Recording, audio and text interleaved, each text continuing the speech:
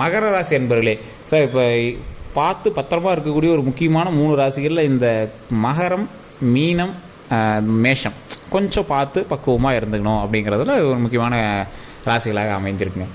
இந்த 3 ராசியில் இருக்கிறவங்க இப்போ செய்யக்கூடிய ஒரு முக்கியமான விஷயம் என்ன அப்படின்னா, வளரக்கூடிய ஒரு நேரமாகவும் இருக்கும், அந்த வளர்ச்சியை சில விஷயங்கள் தடுக்கக்கூடிய ஒரு நேரமாகவும் இருக்கும். இந்த மகர ராசியில் பிறந்தவங்க நிறைய நன்மைகளை செய்யக்கூடிய ஒரு ஆட்களாக இருந்தாங்க அப்படின்னாலும் ஃபேமிலியே இவங்க தான் வந்து ஓட்டி கொண்டு வந்திருப்பாங்க. இந்த மகர ராசிக்காரர்கள் தற்போதைய நிலைமையில் நல்ல வருமானம் வந்துட்டு ஒரு காலகட்டமாக இருந்துச்சு. அது சடனாக வந்து ஸ்டாப் ஆச்சு. முதலுக்கே மோசமாகிற அளவுக்கு சின்ன சின்ன ஜர்க்கெல்லாம் நடந்திருக்கும். இது உண்மை அப்படின்னா மறக்க கமெண்ட் செக்ஷன் பதிவிடுங்க. இந்த மகர ராசிக்கு வரக்கூடிய 2 வார காலங்கள் எப்படி இருக்க போது, நீங்கள் என்ன செய்யணும் செய்யக்கூடாது, எந்த விஷயத்தில் நீங்கள் வந்து ஜாக்கிரதையாக இருக்கணும் அப்படிங்கிறத தெளிவாக சொல்ல போகிறோம். அதுக்கு முன்னாடி நிறைய பேர் தனிப்படையான ஜோதிடம் பார்க்கணும் அப்படின்னு ஆசைப்பட்டீங்க. கீழே வந்து ஒரு ஃபோன் நம்பர் கொடுத்துருக்கேன். ஜஸ்ட் ஃபோன் பண்ணி உங்களுடைய பிறந்த தேதி, பிறந்த நேரம், பிறந்த லொக்கேஷன் 3 சொன்னீங்க அப்படின்னா போதுமானது. நீங்கள் வந்து ஆட்டோமேட்டிக்காக உங்களுடைய ப்ராப்ளம் எல்லாமே சால்வ் ஆகிற அளவுக்கு, அடுத்து என்ன நடக்கும் அப்படிங்கிற அளவுக்கு அக்யூரேட்டாக நீங்கள் வந்து ஃபோன் மூலமாக கேட்டு தெரிஞ்சுக்கலாம். பிரபல ஜோதிடரோட நம்பர் தான் கொடுத்துருக்கேன். சார் என்ன சார் பிரபல ஜோதிடர், யாருக்கு தான் அப்படி பார்த்தாங்க பிரபலம் சொல்கிறீங்க? நிறைய பேர் கமெண்ட் செக்ஷனில் கேட்குறது, சார் யாரோட நம்பர் இது அப்படின்னு கேட்டிருப்பீங்க. இப்போ சமீபத்தில் நிறைய படம் ரிலீஸ் ஆச்சு. அதில் குறிப்பிட்ட ஒரு 10 படம், எனக்கு தெரிஞ்சே 10 படம், அந்த 10 படத்துடைய முக்கியமான நபர்கள், நீங்கள் ஆக்டர்னு எடுத்துக்கிட்டாலும் சரி, ப்ரொடியூசர்னு எடுத்துக்கிட்டாலும் சரி, அதோட டேரக்டர் எடுத்துக்கிட்டாலும் சரி, எல்லாருமே வந்து பார்த்திங்கன்னா ஜோதிட ரீதியாக அவர்கிட்ட மட்டும் தான் கன்சல்ட் பண்ணிட்டு இருக்காரு. அப்படியே அது வந்து அப்படியே ஒரு செயின் ரியாக்ஷன் மாதிரி அப்படியே எல்லாத்துட்டையும் போயிட்டே இருக்குது. இவர்கிட்ட பார்த்தா நல்லா இருக்குன்னு எல்லா சினித்துறையில் இருக்கிறவங்களுக்கும் அப்படியே மூவ் ஆகிட்டே இருக்குது. ஒவ்வொருத்தரும் அவங்ககிட்ட கேட்டு தான் வந்து தெரிஞ்சுக்கிறாங்க. இது மட்டும் இல்லாமல் அரசியல் பிரமுகர்களும் ஃபோன் மூலமாகவே அவர்கிட்ட காண்டாக்ட் பண்ணி நிறைய விஷயங்கள் வந்து கேட்டு தெரிஞ்சுக்கிறாங்க. ஸோ இது நானே கமெண்ட் செக்ஷனில் நிறைய விஷயங்கள் நான் வந்து பார்த்துருக்கேன். நல்லா சொல்லியிருக்காங்க. அடுத்து அப்படியே அக்யூரேட்டாக சொல்லியிருக்காங்க. எப்படி சொன்னாங்கன்னே தெரியல, எல்லாமே உண்மை அப்படிங்கிற மாதிரிலாம் சொல்லியிருக்காங்க. ஸோ அவரோட நம்பர் தான் நான் வந்து கீழே கொடுத்துருக்கேன். ஜஸ்ட் ஃபோன் மூலமாகவே நீங்கள் வந்து கேட்டு தெரிஞ்சுக்கோங்க. ஸோ இதுதான் உங்களுக்கு நான் செய்கிற ஒரு ஹெல்ப் பண்ணி வச்சுக்கோங்களேன். ஃபோன் மூலமாக நீங்கள் வந்து ப்ராப்ளத்தை சொல்லி சால்வ் பண்ணிக்கலாம். சரிங்க சார், இந்த மகர ராசிக்காரர்கள் இப்போ எப்படி இருக்குது? மகர ராசிக்காரர்களுக்கு கடந்த ஒரு 2 மாதங்களாக ஒரு அதிக வருமானம் தரக்கூடிய ஒரு காலகட்டமாக கொடுத்துருப்பாங்க. இந்த மகர ராசிக்காரர்கள் ஒரு 2 வருடத்துமாக நிறைய கஷ்டங்களை அனுபவித்து ஒரு இழப்பை சந்தித்து அதுக்கப்புறமேட்டு ஒரு பிறப்பை வந்து சந்திச்சிருப்பாங்க. ஒரு எக்ஸாம்பிளுக்கு திருமணமாக வந்துச்சுன்னா திருமணம் ஆகிருக்கும். திருமணம் ஆன பிறகு ஏதோ ஒரு இழப்பை சந்திச்சிருப்பீங்க. அந்த இழப்பை சந்தித்து கொஞ்ச நாட்கள்லேயே ஒரு ஆள் ஆட் ஆகிருக்கும். ஒரு எக்ஸாம்பிள் குழந்தை பிறக்கிறது, இந்த மாதிரி ஒரு விஷயம் வந்து நடந்திருக்கும். இந்த மாதிரி சின்ன சின்ன விஷயங்கள்னால உங்களை வந்து கடவுள் வந்து எவ்வளோ சோகத்தில் இருந்தாலும் மறுபடியும் உங்களை வந்து அப்படியே கொஞ்சம் சரி பண்ணி கொண்டு வந்துட்டே இருப்பாங்க. கடந்த ஒரு காலங்களில் மருத்துவ ரீதியான விஷயங்கள் நிறைய செலவு பண்ணியிருப்பீங்க. குடும்ப ரீதியான விஷயங்களில் அதிகமாகவே உங்களோட பங்கு வந்து அதிகமாகவே இருக்கும். மகர ராசியை பொறுத்த வரைக்கும் குடும்ப ரீதியான ஒரு விஷயங்களுக்காகவே வாழ்ந்துட்டு இருக்கக்கூடிய ஒரு ராசி இந்த மகர ராசி. கல்வி சம்மந்தப்பட்ட விஷயங்களில் கொஞ்சம் பார்த்து கவனமாக இருக்கணும் அப்படிங்கிற ஒரு காலகட்டங்கள் இருந்தாலும், கல்வி சம்மந்தப்பட்ட விஷயங்களுக்காக நீங்கள் ரொம்ப ஜோதிடத்தில் நம்பிட்டு பார்த்துருக்கு தேவையில்ல. 18 வயசுக்கு உட்பட்டவங்களோட கல்விக்கு நீங்கள் வந்து ஜோதிடத்தெல்லாம் பார்த்து நம்பிட்டு இருக்க தேவையில்ல. அவங்களுக்கு என்ன தேவையோ அதை சரி பண்ணி கொடுத்துடணும்.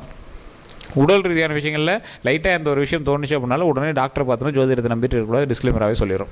அதே மாதிரி இந்த உடல் சம்மந்தப்பட்ட விஷயங்களில் இந்த மகர ராசி பொறுத்த வரைக்கும் ஒபிசிட்டி டைமு, அந்த ரத்த ஓட்டங்கள் பக்குவமாக இருக்கக்கூடிய ஒரு நேரம், உடலுக்கு எக்ஸசைஸ் பண்ணணும். அதே மாதிரி ஏதாவது இந்த குடல் சம்மந்தப்பட்ட விஷயங்கள், அதாவது எப்படி சொல்கிறதுனா, ரத்த ஓட்டம்னா நரம்பு சம்மந்தப்பட்டது, இந்த குடல் சம்மந்தப்பட்டது, சாப்பிட்ற விஷயங்கள், இந்த மாதிரி விஷயங்கள்லாம் கொஞ்சம் கவனமாக இருக்கணும் அப்படிங்கிற அர்த்தம். ஏன் அப்படின்னு கேட்டிங்கன்னா, அல்சர் வருவதற்கான அதிக வாய்ப்புகள் இருக்குது. தூக்கமின்மைக்கான காலகட்டங்கள் உங்களுக்கு. ஸோ இந்த மாதிரி விஷயங்கள் கொஞ்சம் கவனமாக இருங்க. இது எல்லாம் ஒரு பக்கம் இருந்தாலும், உடல் ரீதியான விஷயங்கள் நீங்கள் கவனமாக இருக்கக்கூடிய ஒரு நேரம் தான். இது ஒரு பக்கம் இருந்தாலும், தொழில் ரீதியான விஷயங்களில் கொஞ்சம் ஜர்க்கடிச்சு உங்களுக்கு வரக்கூடிய ஒரு நேரம். இது வந்து கம்ப்ளீட்டாக உங்களுக்கு ஜீரோ பண்ணாது.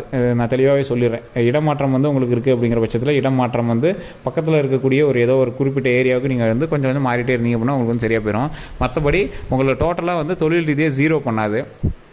எப்படி இருக்கும் அப்படின்னா, உங்களுக்கு ஏதோ ஒரு சின்ன ஒரு லேகை கொடுத்து, தொழிலில் ஏதோ ஒரு இறக்கத்தை கொடுத்து மறுபடியும் ஏற்றத்தை கொடுக்குங்க. நல்ல ஒரு ஏற்றத்தை கொடுத்துச்சு சார், ஆனால் என்ன டக்குன்னு அது நின்றுச்சு அப்படின்னு நினைப்பீங்க. சார் உங்களுக்கு ஏற்றத்தை கொடுத்துச்சு அவ்வளோதானே தவிர பழசுலேருந்து உங்களை வந்து இறக்கலை. ஒரு 100 ரூபா அந்த இடத்துல 200 ரூபாய் வர வச்சுச்சு. ஆனால் இப்போ வந்து அந்த மறுபடியும் 100 ரூபா தான் வருது. அது இறக்கம் தானே அப்படின்னு கேட்டிங்கன்னா, அந்த 100 ரூபா உங்களுக்கு கொடுத்து போனஸ் அப்படி தான் எடுத்துக்கணுமே தவிர டோட்டலேருந்து உங்களை இறக்கல, உங்களோட ரெகுலர் சம்பளத்தை வந்து உங்களை இறக்கல. ஸோ இப்படி தான் நீங்கள் வந்து இந்த மகராசிக்காரில் எடுத்துக்கணும். சரி சார், இதெல்லாம் ஓகே சார், தொழில் ரீதியான விஷயங்கள்லாம் ஒரு பக்கம் இருக்குது. இது ஒரு பக்கம் தொழில் ரீதியான விஷயங்களை பார்த்தோம் அப்படின்னாலும், நிறைய மன உளைச்சல் சம்மந்தப்பட்ட விஷயங்கள் நடக்குது சார். என்ன பண்ணாலும் ஏதோ ஒரு வளர்ச்சி உண்டாக்கலாம் அப்படின்னு நினச்சா வரமாட்டேங்குது சார். இந்த மகராசிக்காரர்கள் நிறைய பேர் வச்சுருப்பீங்க. சார் லேண்டு வாங்கலாம்னு ஆசைப்பட்டு ரொம்ப நாளாக பார்க்குறேன், ஆனால் வாங்க முடியல சார் பண்ணியிருப்பீங்க. ஆனால் மகர ராசியில் 2 விதமாக பிரிக்கிறாங்க. எப்படி நட்சத்திரத்தின் பாலும் சரியாகும், அதே மாதிரி மகர ராசிக்கு ராசியின் பாலும் இருக்குது. இந்த ராசியின் பால் பார்க்கக்கூடிய ஒரு முக்கியமான விஷயம் என்ன அப்படின்னு பார்த்தீங்கன்னா, இந்த மகர ராசியில் இருக்கக்கூடிய அன்பர்கள் ராசி சம்மந்தப்பட்டு பார்க்கும்போது இவங்களுடைய பேரில் லேண்டோ இல்லை வீடோ சொத்தோ வாங்குறது அவங்களுக்கு அவ்வளோ செட் ஆகாது. ஒரு சிலருக்கு சொல்கிறேன், இது மகர ராசியில் எல்லாத்துக்குமே சொல்லுங்க, அதுக்கு சண்டைக்கு வந்துடாதீங்க. எப்படி நீ மகர ராசியில் செட் ஆகாதுன்னு சொல்லாமல் சண்டைக்கு வந்துடாதீங்க. ஒரு சிலருக்கு இது உண்மை அப்படின்னா மறக்காம கமெண்ட் செக்ஷனில் பதிவிடுங்க. பூர்வீக சொத்துக்கள் ஓரளவுக்கு தான் இவங்க வந்து செட் ஆகும். மகர ராசியில் இருக்கிற 100 பேர் இருக்காங்க அப்படின்னா 90 பேருக்கு பூர்வீக சொத்துக்கள் செட் ஆகாது. இவங்க பேரில் லேண்டோ வீடோ வாங்குறது அவ்வளோவா இவங்களுக்கே செட் ஆகாது.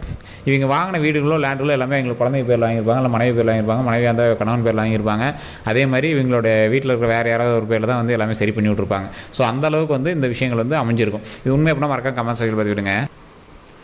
என்ன தான் இருந்தாலும் உங்களுக்கு வந்து சேவிங்ஸ் ஏதோ ஒரு பேக்கப் வந்து ரெடி பண்ணி வச்சுருப்பீங்க. இந்த மகராசி பொறுத்த வரைக்கும் கம்ப்ளீட்டாக 0 ஆகிறது விடவே மாட்டீங்க.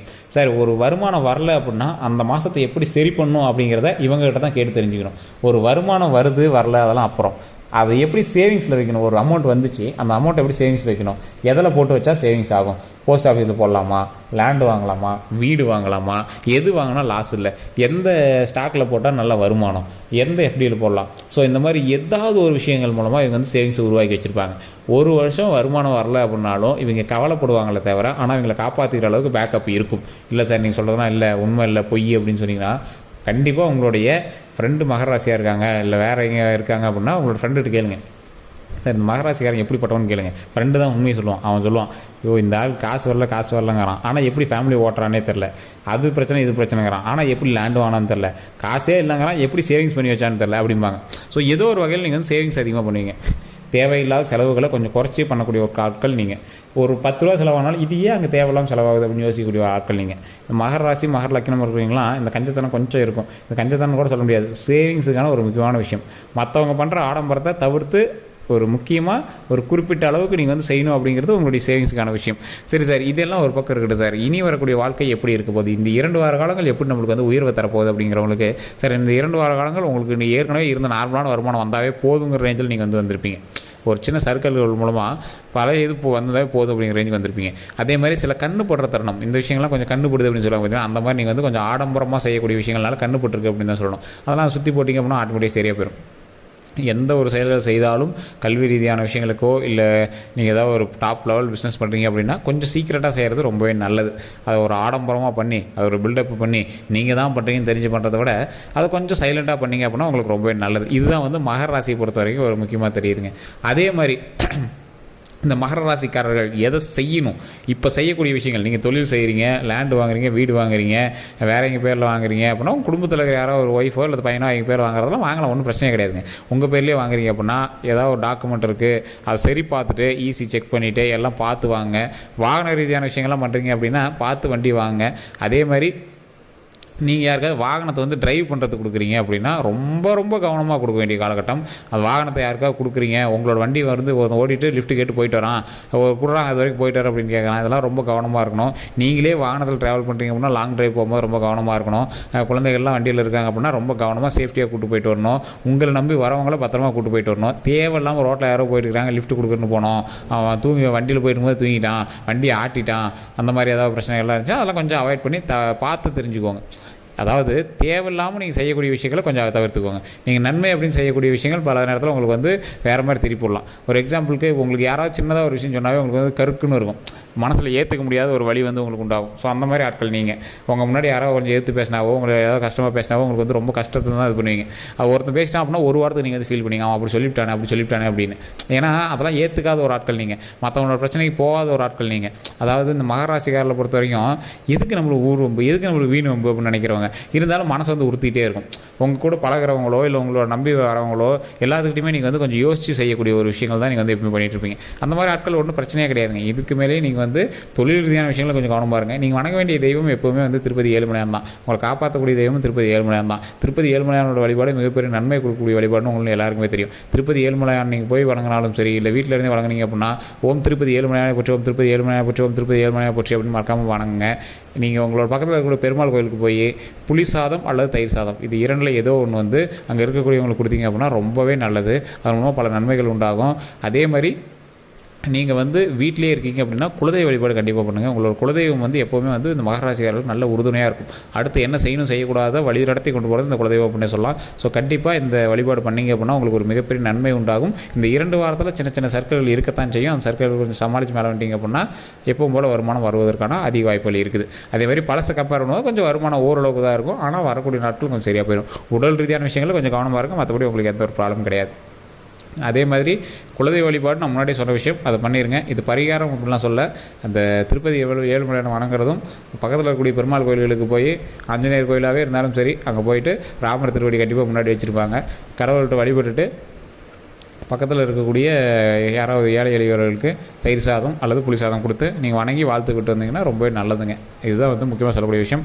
இது உண்மை அப்படின்னா மறக்காம உண்மை அப்படின்னு கமெண்ட் பண்ணுங்கள். நான் சொன்ன விஷயங்கள் உண்மை தான் அப்படின்னா உண்மைன்னு கமெண்ட் பண்ணுங்கள். அதே மாதிரி இந்த வீடியோ வந்து நீங்கள் ஃபேஸ்புக்கில் பார்க்கணும் ஃபாலோ பண்ணிக்கோங்க. யூடியூப்பில் பார்க்கணும் சப்ஸ்கிரைப் பண்ணி பக்கத்தில் பெல் பண்ண ப்ரெஸ் பண்ணி மறக்காமல் அதில் ஆல் அப்படிங்கிறது கிளிக் பண்ணிக்கோங்க. எல்லோருக்கும் நன்றி நண்பர்களே.